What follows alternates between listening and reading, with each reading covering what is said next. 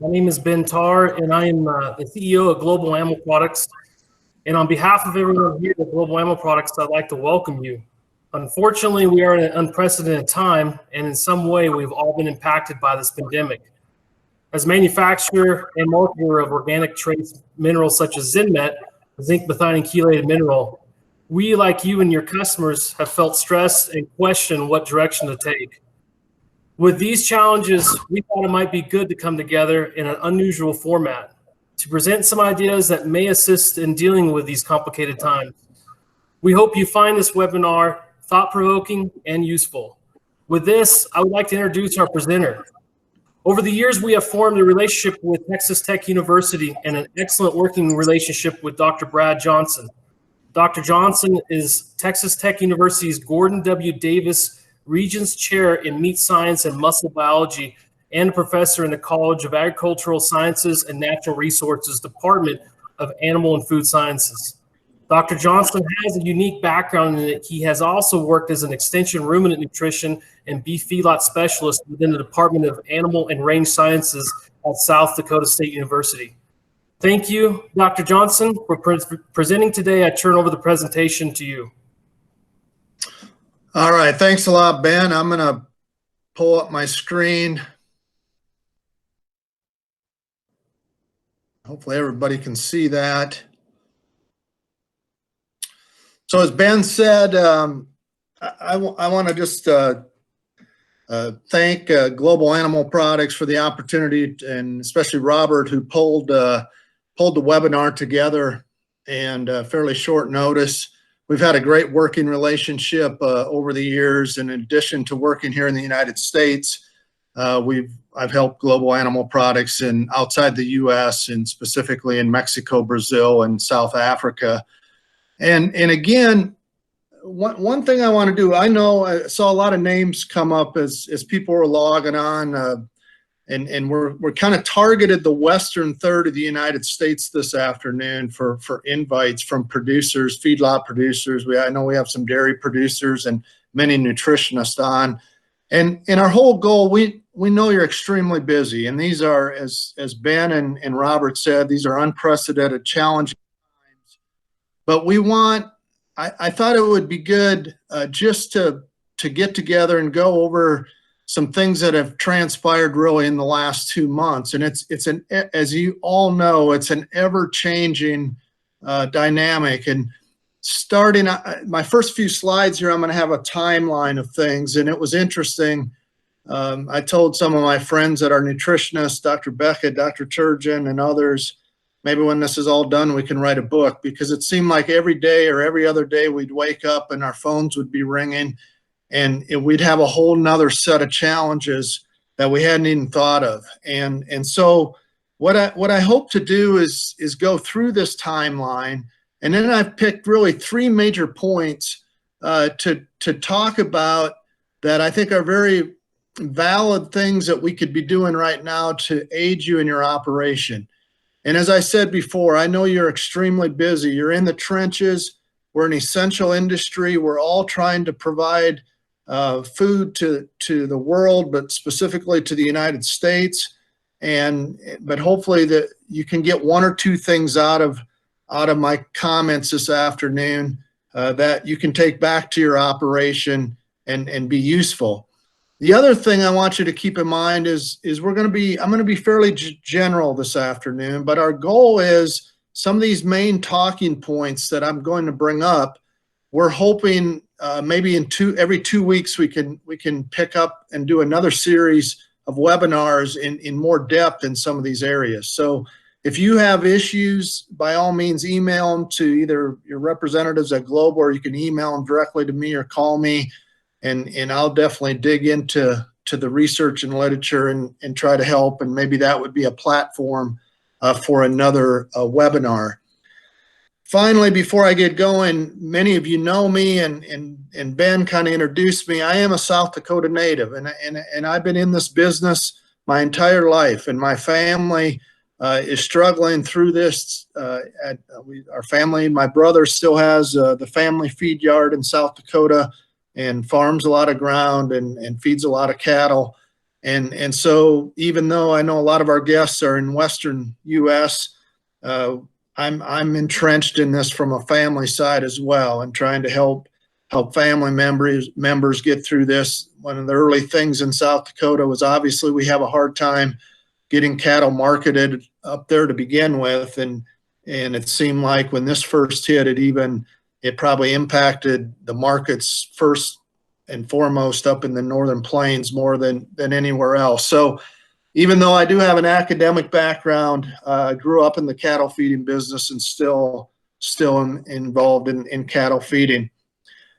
The other thing is, I think this is a really good opportunity. This shows the strength of our industry. I've always told people that really there's three prongs to our industry. We have allied industries, companies like Global Animal Products that provide service and products to our industry in the United States and worldwide.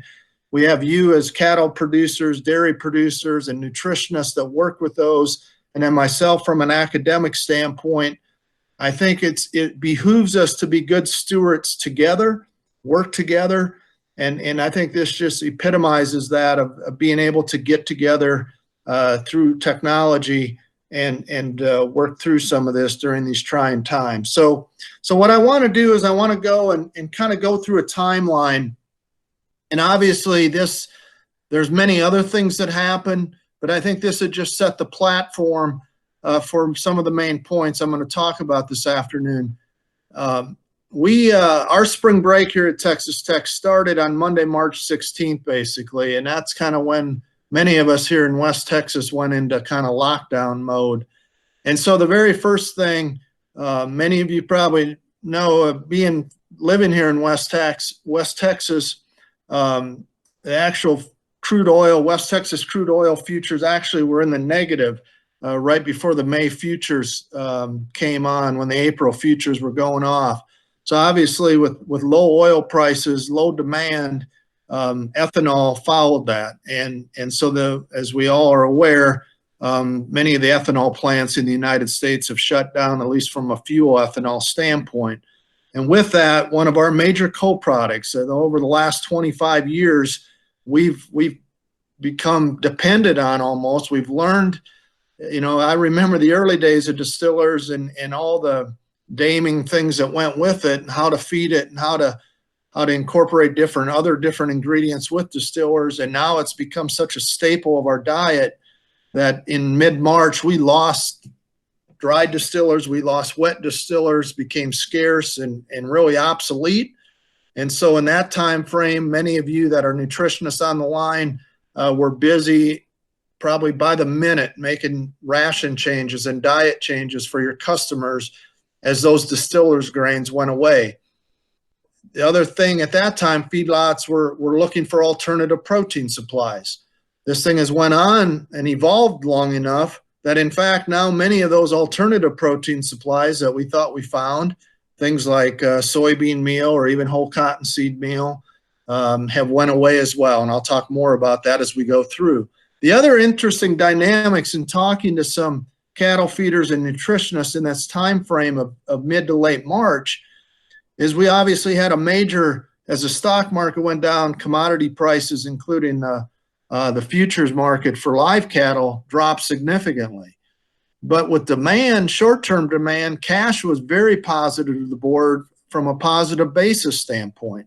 And that really allowed a lot of cattle all of a sudden that maybe were a little bit on the green side were pushed into the pipeline a little quicker. And maybe that came back then a little bit later to squeeze us. And we'll talk about the pipeline and where we're currently at. But I'm not going to get into a lot of economics or marketing, but obviously there was dynamics in itself of people that maybe were hedged, taking advantage of the positive basis to try to push cattle ahead as that board dropped significantly, but cash prices were hanging on in that time frame.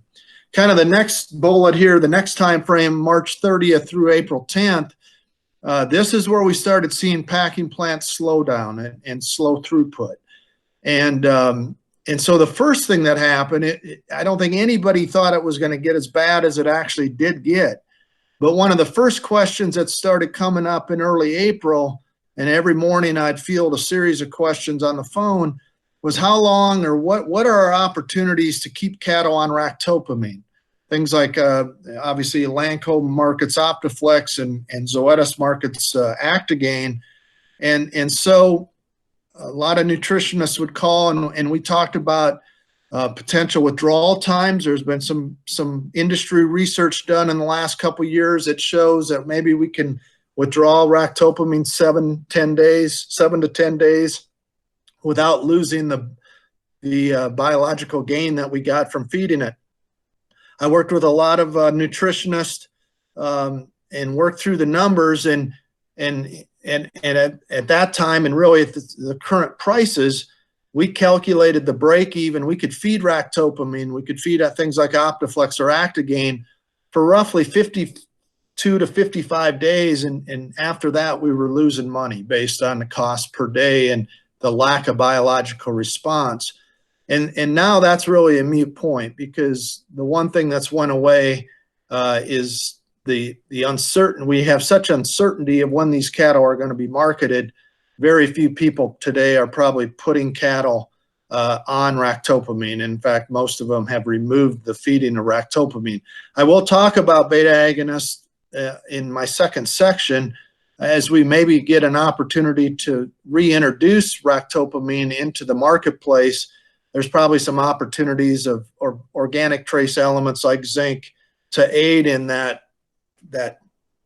window of opportunity of feeding. If we need to push those cattle longer onto ractopamine, feeding zinc can help stabilize the receptor that ractopamine binds to. And I'll talk more about that as we go through this afternoon's discussion.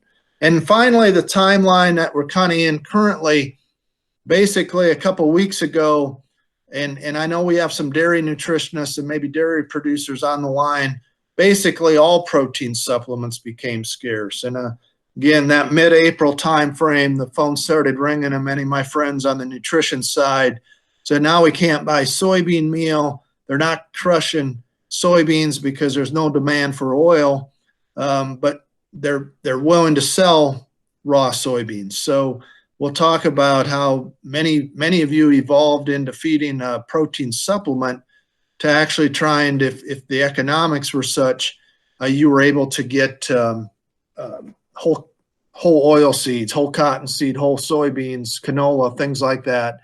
And we'll talk about some opportunities of feeding those products to keep your protein up, and also the advantages of the energy.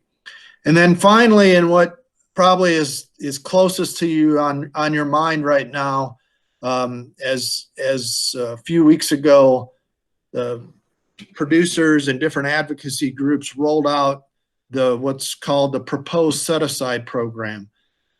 This really mirrors what Canada did during the BSE days a couple decades ago, or 15 years ago.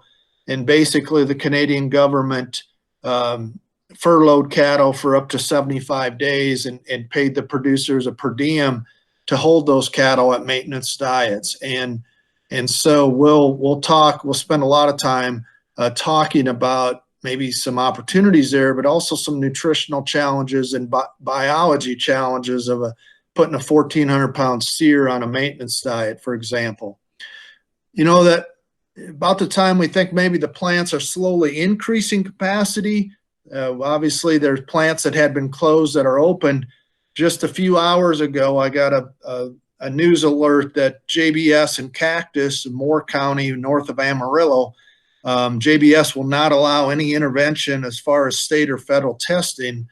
And so we're still on the bubble with some of these plants as well. Even as we talk currently, there's still going to be challenges of getting these cattle pushed through in a timely fashion.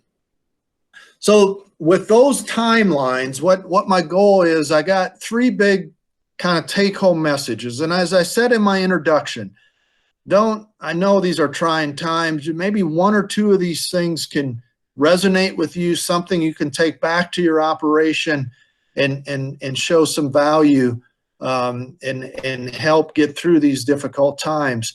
I'm going to kind of the outline I'm going to use in really in no particular order, but maybe in increasing order of timing or of importance at this time anyway. I'll talk a little bit about beta agonist responses, as I've already led into in the break even of feeding ractopamine. And I know we have some guests on from Mexico, and obviously feeding zilpaterol is still very common in Mexico as well. And these thoughts would also apply to zilpaterol feeding in Mexico. I'll spend some time talking about the challenges I've occurred and help my friends on the nutrition side try to get over the hurdles on protein supplementation. And then I'll kind of end talking about the set-aside program and what I call maintenance diets, and then have a few take-home messages. So again, the beta-adrenergic agonist response, or comments, I should say, really in many ways are probably somewhat obsolete, because as I survey nutritionists and cattle feeders that were feeding ractopamine, say 2 months ago, for all practical purposes, most of the cattle have probably been removed from beta agonists just due to the uncertainty of when these cattle are going to ship. We have cattle that are market ready, that are probably coming off of 42 days of ractopamine right now, that may not ship for another 30, 40, 60 days. And so obviously we cannot keep feeding ractopamine. Many of the marketers of these products have tried to get FDA kind of forgiveness, so to speak, on withdrawal times and extra days. FDA is reluctant to do that, but they also understand that these are unprecedented times. So for example, as I said earlier, I've calculated, and it's still probably pretty true today, the break even is roughly 55 days. Although we know that we can only feed ractopamine legally for 42 days. And so what a lot of people were doing is maybe pulling them off after 20 some days, and with the idea that they could put them back on. And one thing though that I want you to remember is that we've done a lot of work here in other universities. High levels of zinc has been shown to be very advantageous at stabilizing the receptor that binds ractopamine, for example, the beta adrenergic receptor. And by stabilizing that receptor, we're allowed to maybe feed ractopamine for a longer duration and still get a biological response, like an increase in hot carcass weight gain. And so keep that in mind as maybe you start shifting cattle back onto ractopamine. If in fact you feed ractopamine in your program, organic trace minerals like zinc methionine, a Zinmet program, a Zinmet product, elevated zinc has been shown to actually be beneficial at prolonging that ractopamine response, and also preventing the downregulation of those receptors. And so as one of the first things that happen as we overfeed, if we start feeding 45, 50 days of ractopamine, or in Mexico, they may be feeding 55 to 60 days of zilpaterol, those receptors become desensitized and they downregulate, they internalize into the muscle cell membrane. And by feeding zinc, we help stabilize that. We help prolong the biological response inside the muscle cells, so we can actually get more hot carcass weight gain or lean tissue accretion. So that's one of the opportunities of doing that. The other side of it, we've done a lot of work. We can identify these receptors on muscle tissue. And we did a trial a few years ago where we fed almost a gram of organic zinc. So 1,000 milligrams, so maybe 3 times the dose of a Zinmet product, for example. And you can see the red lines here for all 3 of the beta receptors during the period where we're feeding the ractopamine. When we fed the high zinc, the organic zinc, we actually increased the abundance of the receptors. So that means there's more opportunities for that ractopamine to bind to the receptor, and you're going to get an increase in something like hot carcass weight gain. So again, it may be a moot point right now with many of you not feeding ractopamine, but as things change, as you think you know a more accurate marketing window for your cattle, maybe an opportunity to feed the ractopamine again, and also keep in mind product like a higher elevated level of zinc would be beneficial in this case.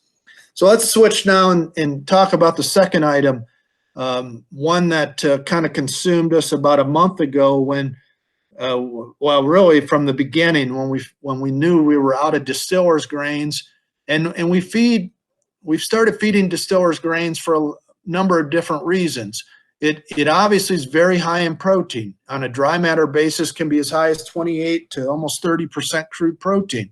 It's high in lipid. It all depends. The ethanol plants now have gotten really good at stripping the good things out of distillers in some ways. So some of these are taking the lipid out, but standard distillers grains are high in lipids. So from an energy standpoint, it would rival corn in many ways from an energy standpoint.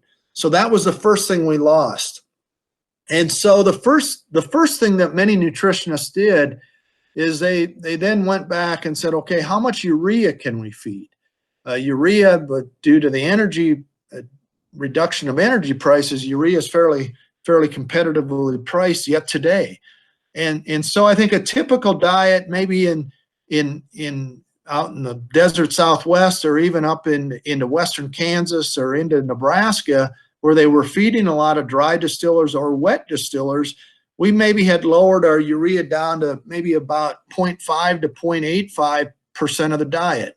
So roughly it could be as low as 1.2 to 1.5% NPN coming from urea, just enough to keep the rumen going with that high protein coming from distillers. So now you take distillers away, and the opportunity to feed more urea obviously presented itself, and many nutritionists started asking, well, how high can we go?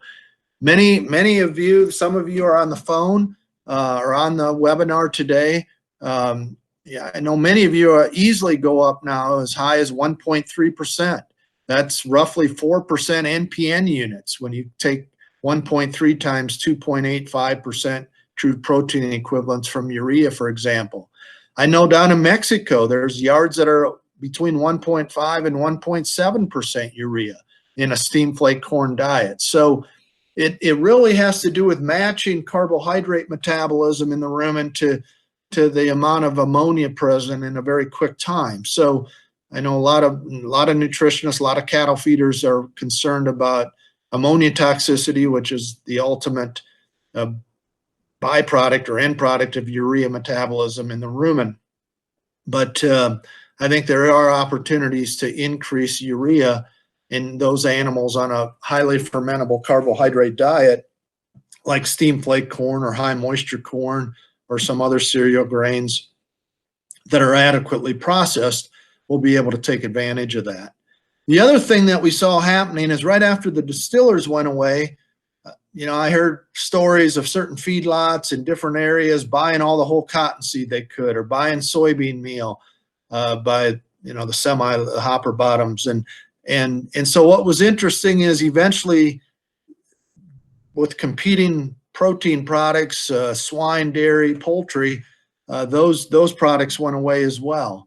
And so now the last couple of weeks have had a lot of conversations with nutritionists about feeding whole oil seeds. If the demand for soy oil is down and there's raw soybeans stacked at the crush plant just sitting there, many of these people are willing to sell those to feedlots and dairies, for example. And so traditionally, there's been a lot of work done with, for example, feeding raw soybeans. 10 to 15% of the diet on a dry matter basis for feedlot cattle is very acceptable. And roughly a raw soybean is right under 40% crude protein and plus a lot of oil. So it's kind of like feeding distillers in many ways. You're getting lipid, you're getting energy, but you're also getting the protein. One thing to be cognizant of and be concerned about, raw soybeans have many things in them that obviously we all remember from our basic nutrition, the trypsin inhibitors for like baby pigs. Well, here we're dealing with a large ruminants. The trypsin inhibitors are not a problem. But what could be a problem is soybeans have a lot of urease. And that urease can can basically cause a problem in the bunk, especially if we start bumping the urea levels up to 1.3, 1.5% of the diet on a dry matter basis. And the urease coming from the soybeans, we can get this ammonia smell in the bunk that can have a negative impact, for example, on dry matter intake. So it's just keep that in mind as you switch to some of these oil seeds, legume oil seeds, particularly soybeans or any legume. They have high urease activity in the seed as part of how they function as a legume, and that can have a negative impact of metabolizing the urea into ammonia right in the bunk. And that can have a dramatic detrimental effect on dry matter intake, for example. And finally, my final bullet here, the ultimate deal, and I got an email earlier this morning from a company that's hosting a webinar right now at the same time on the dairy side, and the whole topic was how low can you go on protein to dairy cows, for example. And the same could be said on the beef side. Especially as later on I'm going to talk about these maintenance diets, we probably can lower crude protein and keep our urea level up. If we're getting 9 to 10% crude protein from our basal ingredients and we only feed 1% urea, we're still at 12.5% crude protein. And so that may be adequate for some of these maintenance type diets if we got to hold cattle, where we may not need any other supplemental protein to maintain those animals. A couple other things about protein synthesis, just kind of tying in products like Zinmet. Zinc is very important from a protein synthesis standpoint. Again, we've done a lot of work with a very important pathway that's called the mTOR pathway, which you don't really need to worry about, but it really controls protein synthesis, specifically in tissues like skeletal muscle, where we're getting lean tissue deposition. And in some of our work, we've shown where we've looked at methionine supplementation, that in fact zinc can help spare some of these amino acids for more increased protein accretion, because it ramps up this mTOR pathway and it's more efficient at depositing protein, even in situations where we start limiting limiting amino acids like methionine and lysine. So another opportunity to utilize some tools, some knowledge in times where we might have to lower crude protein by taking advantage of things like organic trace elements that promote protein synthesis. We may be able to maintain some of the efficiencies of these processes. The final thing I want to talk about this afternoon is the set-aside program. And obviously many of at least from a cattle feeding standpoint, those of you on, I'm sure you've read the documents like all of us have. And I just kind of want to go through and in a real big picture thing, talk about some thoughts I have on holding basically market-ready cattle on a maintenance type diet. So again, just a week or so ago, we started seeing some of the details of what this program might look like. It's kind of mirrored again, as I said in my introductory comments, it's mirrored after the Canadian program, after the BSE issue 15 years or so ago up in Canada. As it's written right now from a set of advisors to basically the USDA, it's a 75-day program. Roughly $2.90, right under $3 per head per day, that you'll be paid to maintain animals that are essentially market ready. And obviously there's a lot of details. The number of animal units or the quota per state is different for each state or area. And obviously the dynamics of signing up for that program are still being rolled out and worked on. But keeping in mind the 75 days, and the cost, many nutritionists have called, and I've helped many people work through different NRC energy prediction equations of basically what will it cost. And most nutritionists feel that this is a fair price, that they can maintain an animal on a high roughage, lower energy diet for that price, for that $2.90. But my whole question is, what happens to to say a 13, 14, 1,500 pound steer or heifer, a 1,350 pound calf-fed Holstein steer in the Imperial Valley, when we put them on essentially a maintenance diet where we're holding the animals, we're trying to not put any weight gain on them and hold that weight that they're currently at. And so a couple of things I'm going to talk about. We're going to talk about the dynamics of some of the non-carcass components, namely the GI tract, the rumen and the small intestine and the large intestine, what happens to those animals, or what happens to that tissue when we maintain animals. And then also my last point here, I want to talk about marbling and the finish aspect, what's going to happen to if this animal's ready to be marketed and it's average to high choice, so it has a modest to a moderate degree of marbling, what's going to happen to that marbling as we put it on a maintenance program. So a couple things, over the years we've done some cereal harvest studies, and here's a graph of 6 different animals that we selected out of a local feedlot here, Lubbock Feeders, right down the street from campus. And basically we were doing a feedlot short course. Some of you on the line were actually at this short course, but you see what we did is we selected animals to have increasing body weight, live weight, that's in the black bar. And then you can see we harvested the animals and you can see this corresponding hot carcass weight. So we all know, we've talked about incremental carcass gain or carcass transfer, that as we feed cattle to heavier weights or as we increase days on feed, dressing percentage will increase. And even though this looks like a curvilinear, it's actually a perfect linear fit. As cattle get heavier, dressing percent goes up. And one of the reasons for that is, as we talk about these non-carcass components. So we take the hide off early in the process. That's a non-carcass component. Right after knock, we exsanguinate or stick the animal, so we let the blood out. And so you can see here I have 2 examples of blood and hide as a percentage of empty body weight, or you could do it as a percentage of carcass or live weight or shrunk body weight, whatever you wanted to pick. These, what I call non-carcass components, actually decrease as a percent of empty body weight. But there's one tissue that's non-carcass that doesn't do that.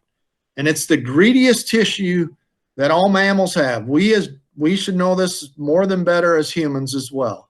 And that's a gastrointestinal tract. So in the case of a steer, a heifer, a cow, that'd be the rumen, the small intestine, the cecum, the large intestine, and the rectum, essentially. Look at what happens there. The GI tract, even in 1,500 pound steers being fed a high concentrate diet, the GI tract is still growing. It's a greedy tissue. It's going to hold on to nutrients.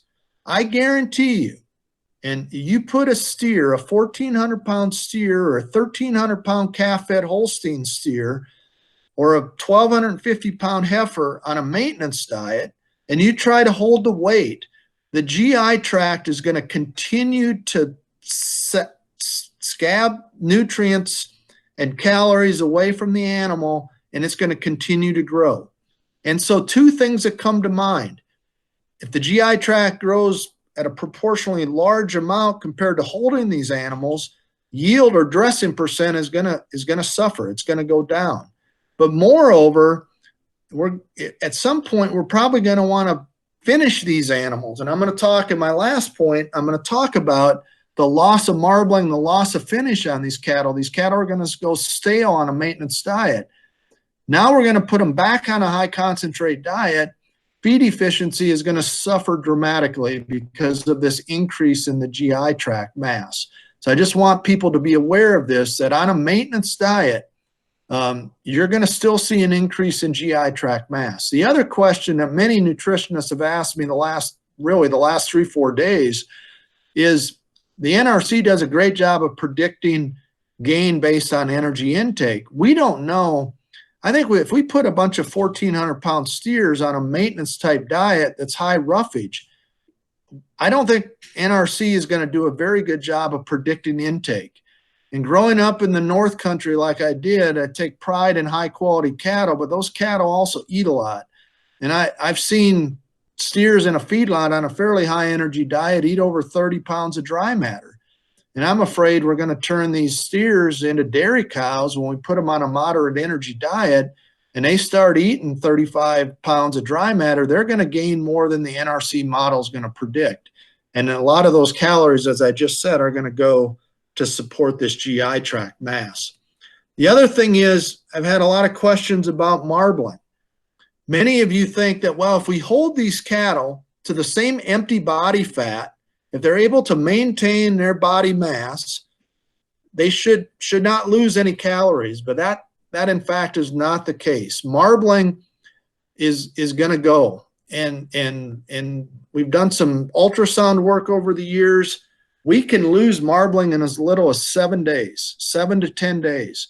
So if you have an animal that's 28.5% empty body fat and has enough marbling to grade average choice today, if you put them on a maintenance diet for at least 2 weeks, you're going to be in low select very quickly. And so at some point, I think we're going to have to refeed these animals. They're going to start getting stale from a back fat standpoint, and we're going to need to basically refinish these. And for how long, I don't think we know. We've never been in this situation where we're going to basically be holding cattle and then try to get them to bloom back up in a very, very fast time frame. One thing I do know that may help in this would be a product like chromium. And we've done a lot of work showing chromium is very beneficial to these fat cells that make up marbling. The fat cells that make up marbling need glucose to deposit fat. So even during this maintenance period, chromium is going to be very beneficial from a muscle homeostasis standpoint, but also a marbling standpoint. But definitely during the realimentation program, where we're maybe trying to feed these cattle for 2 to 3 weeks to get them to bloom again and pop on the marbling side, I think chromium would definitely be something to consider including in the diet to get more glucose into these adipocytes and stimulate marbling. So again, those were the 3 main things. Kind of went through the timeline. I kind of wanted to highlight just 3 things from a general standpoint. Again, as I said in my introduction, my goal is maybe we can pick one of these topics in a couple weeks and delve into it a lot deeper. Maybe the protein supplementation or the set-aside maintenance diets. Obviously, it'd be a top priority as we move forward. Just some take-home things to wrap up this afternoon. Obviously, the last 2 months, many changes have occurred from a feedlot nutrition perspective. And many of my friends who are on the phone that do rations and diets, I mean, they're around the clock. We're making changes on the go. Maybe as many as 3 to 4. I saw a slide about a month ago that one feed yard made in a matter of a week's time 4,000 ration changes. And so it's just amazing to think about that. But again, it's unprecedented and challenging times. As you think about some of the things we talked about today, always utilize, if you have the ability to get research-based findings to make your best decisions. I think that's always a benefit to do that. And we're here to help. Like I said, I think being in academics, one of my job is outreach and being a good steward to the industry to help in these and to pull from my knowledge, both from a practical standpoint and an academic standpoint, to maybe come up with the best scenario to get through these challenging times. And the last thing I want to leave you with, and I probably should have said this early on, but in the late 90s, when I first got into extension feedlot work in South Dakota, they were challenging times then. That was when cattle were basically in the high 58 cents per pound. And we had some dynamics in the market at that time. And I preached then, and I'll preach again, is do not give up on technology during these trying times. If things pay off, if your return on your investment is positive in good times, it's going to be positive, and it's going to help you through the bad times. And so we've talked about people having to abandon ractopamine just simply because of label regulations, and they don't know when these cattle are going to market. But there's certain other technologies that are literally 1 to 3 cents per head per day that have a return on their investment of 5 to 6 to 1 that will help, as I talked about, like organic trace minerals will help during these times of lower protein and marbling sequestration during maintenance diets. So keep technology going. I've told a lot of people, if you can't feed ractopamine, and if your working facility will handle it, re-implant these cattle. Implants are one of the best management tools we have on the feedlot side. And if you can handle re-implanting a 1,400 pound steer, do it. And that's a technology that will pay. But by all means, do not give up on technology during these trying times. I know it can get desperate, and at some point the break-evens are such that you have to start giving things up. But really try to rank your technology based on the return on the investment, and keep those in your operation. So again, we talked about a lot of different things, and keep in mind that there's always more than one way to get to the same endpoint. And that's the neat thing about our industry, is there's a lot of different opportunities to get these animals to the same market ready endpoint. Or if we need to start holding animals, there's going to be a lot of different nutritional strategies to do that. And so keep that in mind as you move through. And finally, I want to end with this slide. One of my good friends in the Denver area sent this to me about a month ago. And the last public presentation I gave was on March 7th in Yerington, Nevada for Lucy Snyder's bull sale. And we had a lot of Nevada and California cattle women and cattle men there. It was a packed house. And they had asked me to talk about fake meat and plant-based meat. And at that time, I was worried that was going to be the next challenge that we had in the beef industry, was dealing with all this plant-based meat and cell-cultured based meat. But I think one thing, if there's a glimmer of hope through this COVID issue, even here in Lubbock, Texas, as I go into Costco, the highest demand product in the whole Costco store in Lubbock, Texas is beef and dairy products. We were out of milk for one whole weekend in Lubbock. Every grocery store about 6 weeks ago was out of milk. And so if there's any hope, it's that the average consumer in the United States and really worldwide will come to respect the hard work that you all are doing to put food on the table in this country. And I know you're in the trenches. I know it's difficult, but hopefully this will be a moment of hope, and maybe the average consumer in this country will appreciate the food, the cheap, wholesome, safe food that they have access to. And when it gets difficult to get, like it has the last few weeks, they start appreciating that even more.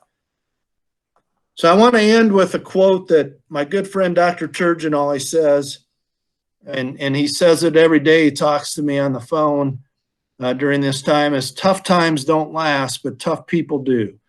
And again, I know it's been difficult. There's a lot of challenges every day. When we get up, there's a new challenge. But all of us, from allied industry to academia to the production side, we're all in this to help you and help get through it together. So if in any way I can help, I've got my email listed here on the final slide, and I'd be happy to respond. So with that, Robert, I'm gonna turn it back over to you. And if we have any specific questions, we'll tackle those. And by all means, if people want to reach out to me directly, they can as well. Thank you.